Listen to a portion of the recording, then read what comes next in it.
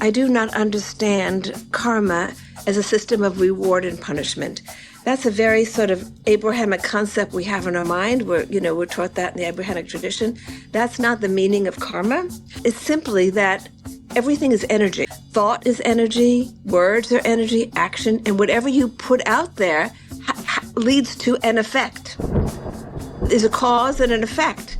So you're putting out energy. It's a neutral system.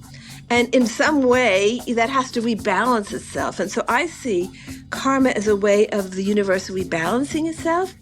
The process is for our awakening. So it's also patterns of behavior. If you are a lazy person in one life, well, that karma is going to follow you until you see that it's working against you.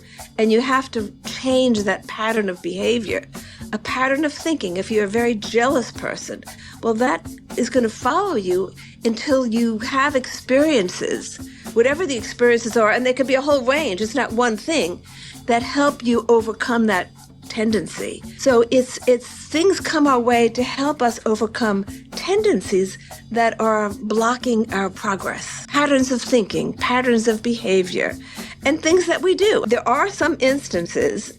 I have a situation where a friend left her husband for his best friend.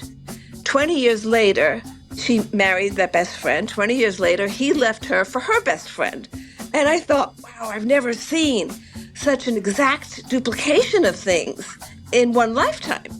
It could have been 3 lifetimes later that something would happen but she learned a great lesson through that, and so it was condensed. And so sometimes when you're doing spiritual practice, I think things are condensed, speeded up, so that you can work through a lot of karma in one life instead of having 5 lifetimes to work through things. I mean, we're constantly refining ourselves until we overcome egoic tendencies. And I think we're evolving toward a more sort of universal mindset. Normal life, we're very petty, right? We get angry at things that are really not very important. We have these emotions that we need to outgrow if we're going to grow into a more awakened state of consciousness. So things come our way that give us opportunities to outgrow those sort of childish emotions or less evolved emotions and ways of behaving. And if we don't take that opportunity, which most of us don't take the first time around, it will come again, another opportunity, maybe in a different way.